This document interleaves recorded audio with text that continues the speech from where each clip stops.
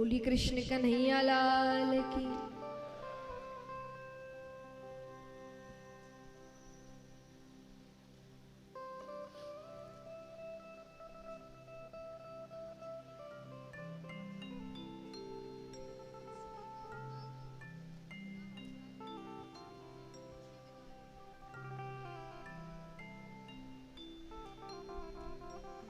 आइए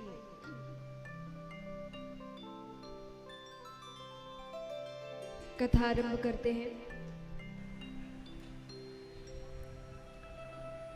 भगवान की कृपा से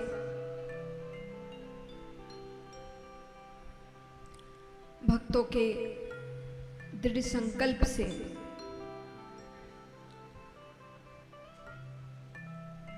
सभी का कल्याण करने वाली कथा, भगवत प्राप्ति करवाने वाली कथा, पापों का नाश करने वाली कथा, अमृत रूपी श्रीमद् भागवत कथा हम सभी के बीच प्रवाहित होने जा रही है।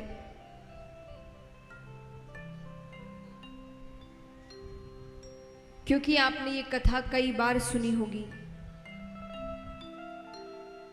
कितने हैं यहाँ जो पहले भी ये कथा सुन चुके हैं? हाथ उठाना। आपने कई बार ये कथा सुनी होगी, ज्ञानी जनों के मुख से सुनी होगी। सभी ने अपने ज्ञान के माध्यम से, अपने अनुभवों के आधार पर आपको ये कथा सुनाई होगी। इसीलिए मेरी एक प्रार्थना है आप सभी से, मेरी विनती कहिए, समर्पण का भाव कहिए, क्योंकि मेरी बुद्धि अत्यंत छोटी है और ठाकुर जी का चरित्र अथाह है, बहुत बड़ा है। तो इस छोटे से मुख से भगवान की लीलाओं का वर्णन करना असंभव है। फिर भी छोटी सी कोशिश है, क्योंकि संतों से, महात्माओं से एक बात सुनी है कि अगर भला का संग हो तो सब काम भले ही भले होते हैं। कि अगर आपकी संगत अच्छी है तो आपके सारे काम अच्छे होंगे। इसीलिए माता पिता बच्चों की संगत पर ध्यान देते हैं कि बच्चों की संगति कैसी है, उनके मित्र कैसे हैं, वो किन लोगों के बीच उठते बैठते हैं।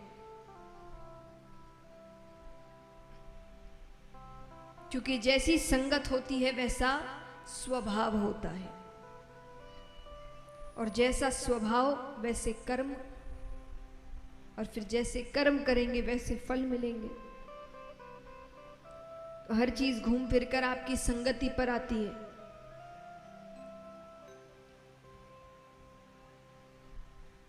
और इस कथा में इस समय मेरी संगति क्या है? भगवान का नाम। ये 7 दिनों में मेरे साथ मैं आपके बीच क्या कहने आई हूं? भगवान की कथा। तो देखा जाए तो भगवान की ही संगति है। तो अगर उनका साथ हुआ तो इस कथा में भाव आ सकता है, वाणी में भाव आ सकता है। वरना मेरे पास तो पोल ही पोल है महाराज, गुण तो कुछ है नहीं।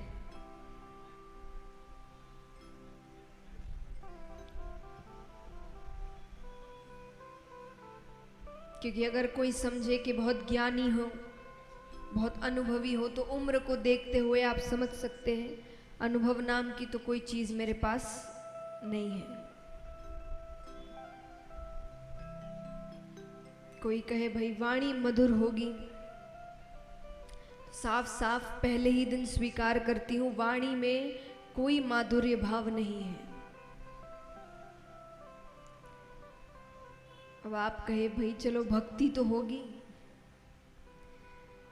तो वो भी मुझे तो दूर दूर तक नहीं दिखती, लेकिन इस विश्वास के साथ कि भगवान साथ हैं, कथा आरंभ करते हैं। तो इसीलिए इस बीच 7 दिनों में मुझसे कोई गलती हो जाए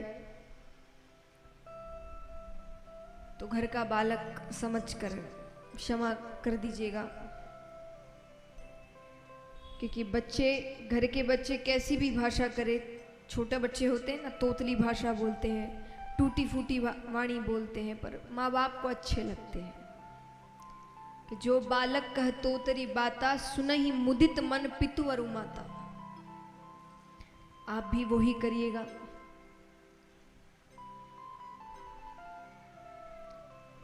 आइए, भागवत जी के पहले स्तोत्र में ही वेद व्यास जी ने संपूर्ण ग्रंथ का सार लिख दिया। संपूर्ण ग्रंथ ही नहीं, समस्त वेदों उपनिषदों का सार लिख दिया। ये कहना गलत नहीं होगा। सच्चिदानंद रूपाय विश्वोत्पत्त्यादि हेतवे तापत्रय विनाशाय श्री कृष्णाय वयं नुमः। श्री कृष्णाय वयं नुमः। शास्त्रों में भगवान के 3 स्वरूप बताए गए हैं। आज थोड़ी ज्ञान की बातें ज्यादा है, तो थोड़ा ध्यान से सुनिएगा। कल से भगवान की लीलाएं, उत्सव इत्यादि शुरू होंगे। आज आपको भागवत जी का महत्तम सुनाया जा रहा है, यानी महत्व, सार क्या है। हर बात, हर कथा, हर लीला कर आपको क्या सिखा रही है, ये समझाया जाता है। तो शास्त्रों में भगवान के 3 स्वरूप बताए गए हैं, सत्य, चित्त और आनंद, मिलाकर हुए सच्चिदानंद। इसीलिए भगवान को कहा जाता है सच्चिदानंद रूपाय। भगवान का रूप है ये, सत्य, चित्त और आनंद। सत्य माने, सत्य किसे कहते हैं बताइए?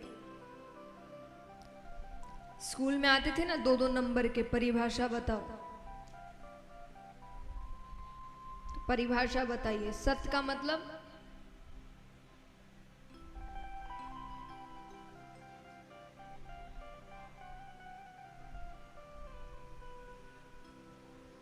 आता है तो बताओ, नहीं आता तो हिलाओ सर के, भाई नहीं पता, सब देख रहे हैं बस। सत्य माने सत्य, सच। और सच क्या होता है? जो कभी बदलता नहीं, जो अडिग रहता है, वो सत्य है। सत्य किसी भी परिभाषा में, किसी भी परिस्थिति में बदलता नहीं है। झूठ परिस्थिति अनुसार, व्यक्ति अनुसार बदलता रहता है। इसीलिए कहा जाता है, एक झूठ को छुपाने के लिए, जोर से, एक झूठ को छुपाने के लिए जितनी धीरे आप बोल रहे हैं उतना सोचते तो झूठ बोलते वक्त नहीं है। थोड़ा जोर से, आवाज अच्छे से आनी चाहिए। एक झूठ को छुपाने के लिए 100 झूठ बोलने पड़ते हैं। क्यों बोलने पड़ते हैं? क्योंकि झूठ हर परिस्थिति में बदलता है। हर इंसान को एक झूठ नहीं बोल सकते, थोड़ा घुमाना फिराना पड़ता है, किसी को कुछ, किसी को कुछ, किसी को कुछ। लेकिन सच सबके लिए वो बदलता नहीं। कोई भी परिस्थिति हो, कोई भी व्यक्ति हो, वो एक ही है। तो इस पूरे ब्रह्मांड में सच क्या है? यानी जो कभी बदले ना, वो क्या है? कौन है? परमात्मा, जो कभी नहीं बदलता। कोई भी परिस्थिति हो, कोई भी युग हो, आप और हम यहां नहीं थे तब भी वे थे, आप और हम यहां हैं तब भी वे हैं, और आप और हम यहां से चले जाएंगे तब भी वे रहेंगे। वो कभी बदलते नहीं। तो सहारा तो उसी का लेना चाहिए ना जो कभी बदले ना। किसी ऐसे का सहारा लेकर क्या फायदा जो बदल जाए। इसीलिए कहते हैं संसार में रहो, परिवार में रहो, लेकिन आश्रय केवल परमात्मा का, क्योंकि वो अकेला है जो कभी आपका साथ छोड़ता नहीं है, क्योंकि वो बदलता नहीं है। हर चीज बदलती है, हम बदलते हैं, और कब बदलते हैं ये पता भी नहीं चलता। यहां कोई भी ऐसा है जो ये बता सके कि इस दिन या इस महीने या इस साल मैंने अपना बचपन छोड़ दिया? कोई बता सकता है? आपने बचपन कब छोड़ा? कोई तारीख है? बचपन तो छूटता चला गया। कब जवानी चली जाएगी, बुढ़ापा आ जाएगा, फिर सोचेंगे क्या किया। हम सब कहते हैं कि भगवान इनकी पूजा पाठ इत्यादि सब बुढ़ापे के लिए छोड़ के रखो, बुढ़ापे में करेंगे। पक्का है बुढ़ापा आएगा? कुछ पक्का है? अगले पल क्या हो जाए किसी को नहीं पता, कब बुलावा आ जाए नहीं पता। बुढ़ापे से पहले बुलावा आ गया, ऊपर जाएंगे, भगवान कहेंगे क्या किया? आप कहोगे कुछ करने ही नहीं दिया। हमने तो सोचा था अच्छे कर्म पूजा पाठ सब बुढ़ापे के लिए छोड़ के रखा है, आपने तो पहले ही बुला लिया। भगवान कहेंगे मैंने कोई अग्रीमेंट थोड़ी साइन करवाया था कि भाई इतनी उम्र तक तो पक्का ही नीचे रखूंगा। नहीं, तुमको समझ होनी चाहिए। जब हर बार समझाया जाता है कि अगले पल क्या हो नहीं पता, तो तुमने इतनी लंबी प्लानिंग कर कैसे ली कि इस उम्र में ये काम करूंगा, वो भी इतना बड़ा जिस पर आपकी मृत्यु टिकी है।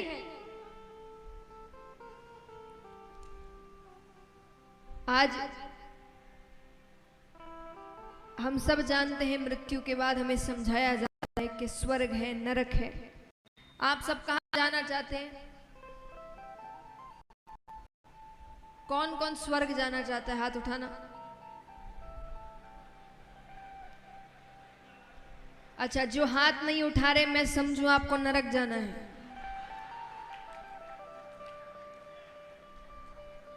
फिर से पूछ, कौन कौन स्वर्ग जाना चाहता है? हाथ उठाना। उसके लिए मरना तो पड़ेगा, है ना? तो स्वर्ग जाना है तो उसके लिए अच्छे कर्म करने पड़ेंगे। ये जितने भी काम करना है ये सब कहां के लिए है? अच्छे कर्म करते कहां के लिए? देखिए, अच्छे कर्म तो ऊपर ही काम आएंगे, पैसे तो यहां छोड़ के चले जाता है इंसान, ऊपर तो कर्म ही लेकर जाता है। तो वही छोड़ दोगे ये सोच करके भविष्य में करेंगे, वो भविष्य आए ना आए। तो भगवान कहते जीवन की इतनी महत्वपूर्ण चीज तुमने भविष्य के लिए छोड़ दी, जिसका तुम्हें अता पता नहीं है कि भविष्य में क्या होगा क्या नहीं होगा। किसी को थोड़ी पता है भविष्य में क्या होगा, कुछ नहीं पता। तो भगवान कहेंगे जिसके बारे में पता नहीं उसके ऊपर इतना बड़ा काम छोड़ दिया। इसीलिए अच्छे कर्म उम्र पर मत छोड़िए। अच्छे कर्म जब समय मिलता है तब करिए। तो सहारा केवल सत्य का, और सत्य यानी भगवान का लेना। आनंद, आनंद क्या है? हम बाहर आनंद खोजने की कोशिश करते हैं, यहाँ चले जाएंगे तो आनंद आ जाएगा, वहाँ चले जाएंगे तो आनंद आ जाएगा, ये देख लेंगे तो आनंद आ जाएगा, ऐसा कर लेंगे तो आनंद आ जाएगा। पर वो आनंद केवल कुछ समय के होते हैं। ऐसा क्यों है कि हम संसार के चकाचौंध में रह रहे हैं,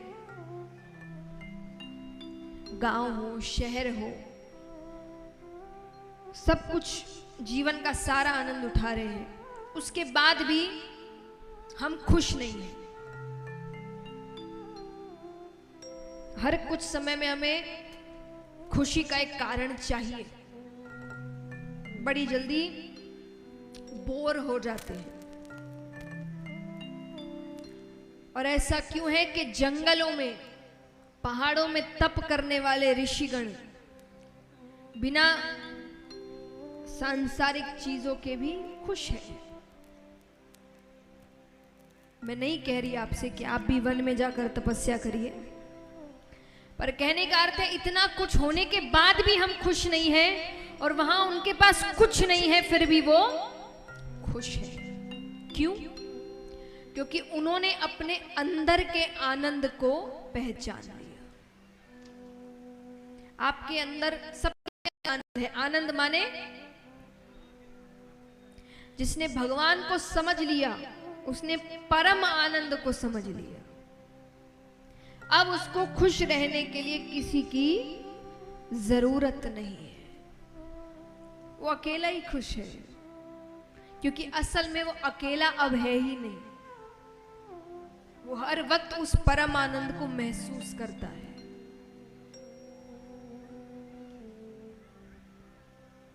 जो सत्संगी होते हैं ना, वो जल्दी से निराश नहीं होते। क्यों नहीं होते? क्योंकि वो कभी अकेले पड़ते ही नहीं है। वो अकेले भी रहे तो भगवान उनके साथ, ऐसे सबके साथ है। पर जैसा मैंने कहा कि उस परम आनंद को समझने की कोशिश करनी है। जिसने समझ लिया वो एकांत में भी खुश है, और जिसने नहीं समझा वो भीड़ में भी अकेला है। तो अपने अंदर के परम आनंद को पहचानिए, फिर आप अकेले नहीं रहेंगे, निराश नहीं होंगे। बड़ी से बड़ी कठिनाई भी आ जाएगी तो भी आप उससे लड़ सकेंगे। क्यों? क्योंकि आपको कहीं ना कहीं पता है कि वो मेरे साथ है, मेरे पास है। और जिसके पास भगवान है वो कभी हार सकता है? पांडव 5 थे, कौरव 100, फिर भी जीत किसकी हुई? पांडवों की। क्यों हुई? क्योंकि उनके साथ भगवान थे। वरना ये मुमकिन है आज के जमाने में कि एक तरफ 100 लोग खड़े हो लड़ने के लिए, एक तरफ 5, और 100 की 100 मारे जाए। सब मर गए, 5 में से एक भी कम नहीं हुआ, एक भी। मुमकिन है ये? सुन के कितना अटपटा लगता है कि हो कैसे गया। लेकिन जिसके पास भगवत शक्ति है उसे कोई हरा नहीं सकता। वो हार ही नहीं सकता। वो गिर सकता है पर हार नहीं सकता। गिर के फिर उठ जाएगा, क्योंकि वो शक्ति उसे भगवान देते हैं। तो असल आनंद को समझिए। आनंद क्या है? अपने अंदर के आनंद को पहचानिए। हर चीज में किसी और की जरूरत मत रखिए। खुश होने के लिए, दुखी होने के लिए, क्रोधित होने के लिए हमने जीवन का रिमोट कंट्रोल ही दूसरों के हाथों में दे रखा है, और वो खेले जा रहा है। एक बात बताइए, कितनी बार मैंने देखा है कि महिलाएं बहुत अच्छे से सजती है, घंटों लगाती है सजने में, अपने मन के कपड़े, जेवर सब कुछ पहना है, अपने आप को कांच में देख रही है, बहुत खुश है कि मैं आज बहुत अच्छी लग रही हूँ। वही घर के बाहर कदम रखती है और पड़ोस वाली उनकी जो है, उसने बिना देखे, मतलब ठीक से देखा भी नहीं, और वो अगर कह दे कि अरे रंग बिल्कुल अच्छा नहीं है, सब खुशी खत्म। अब अचानक आपको भी लगने लगता है कि रंग सच्ची में अच्छा नहीं है, अच्छे नहीं दिख रहे। इतनी देर तो खुद को अच्छे लग रहे थे ना घर के अंदर, किसी एक के बोलते ही आपकी खुशी खत्म हो गई। तो ऐसा क्यों है कि कोई बुराई कर दे तो हम दुखी हो गए, कोई तारीफ कर दे तो हम खुश हो गए, कोई कुछ कह दे तो हम गुस्सा हो गए। यानी खुद पर कोई कंट्रोल ही नहीं है, खुद पर रत्ती भर का कंट्रोल नहीं है। कोई कुछ भी कह देगा हम वैसे नाचने लगेंगे, यानी पूरा कंट्रोल उसके हाथ में देख कर रखे हो, वो जो चाहे वो बटन दबा देता है। ये अच्छी बात है? अच्छी बात है? किसी को इतनी शक्ति मत दीजिए कि वो आपकी मानसिक स्थिति को हानि पहुंचा सके। इस शरीर को भगवान ने बनाया है, इस बुद्धि को भगवान ने बनाया है, इतनी शक्ति आपको दी है कि आप खुद सोच सके, समझ सके, अपने कर्म कर सके। लेकिन हम ये पूरी शक्ति किसी और को देकर रखे।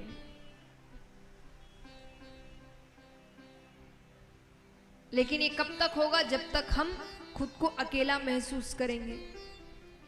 जब अकेले नहीं है, खुद में खुश है, तो फिर किसी को इतनी शक्ति नहीं देंगे कि वो हमको दुखी कर सके। तो इसीलिए परम आनंद को समझिए। तापत्रय विनाशाय श्री कृष्णाय वयम नुमः। 3 तरह के ताप होते हैं, दैहिक, दैविक और एवं भौतिक। इन तीनों तरह के तापों से भगवान हमें मुक्त करते हैं। मुक्त कैसे करें? भगवान को कैसे अपनी ओर आकर्षित करें? कहते हैं भगवान सर्वशक्तिमान है, लेकिन उनकी भी एक कमजोरी है। कैसी कमजोरी? भगवान भक्त को रोते हुए नहीं देख सकते। एक बार भक्त ने रोकर पुकारा कि वो उसके सारे पाप भूल जाते हैं। लेकिन असली रोना मगरमच्छ के आंसू नहीं कि हर पाप किया रोने लग गए, पाप किया रोने लग गए। भगवान कहेंगे तो उसने खेल समझ लिया। इसीलिए असली आंसू जब आप सच में अपनी गलती मानते हैं और उस गलती को दोहराते नहीं, तो भगवान कहते हैं एक बार मेरे सामने आ जाए, रोकर मुझे पुकार ले, मैं उसी वक्त उसके जन्मों जन्मों के पाप वहीं नष्ट कर देता। इस प्रकार भगवान हमें इन 3 तरह के तापों से मुक्त करते हैं। आइए अब चलते हैं शुकदेव जी की कथा की ओर। देखिए, श्रीमद् भागवत में कोई भी एक कथा नहीं चलती, कई कहानियां हैं, कई कथाएं हैं।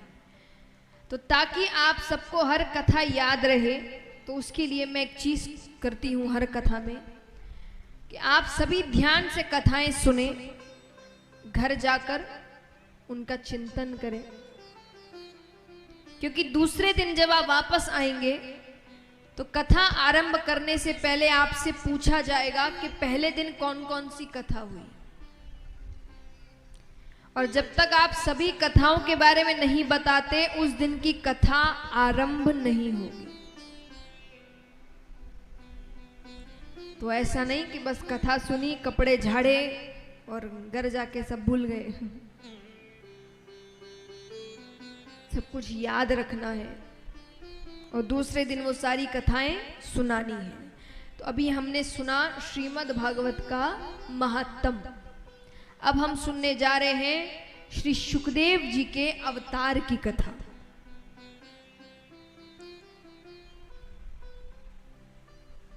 एक बार ब्रह्मा जी ने एक सभा का आयोजन किया।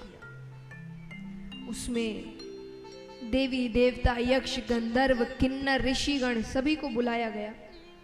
उस सभा में प्रश्न उठा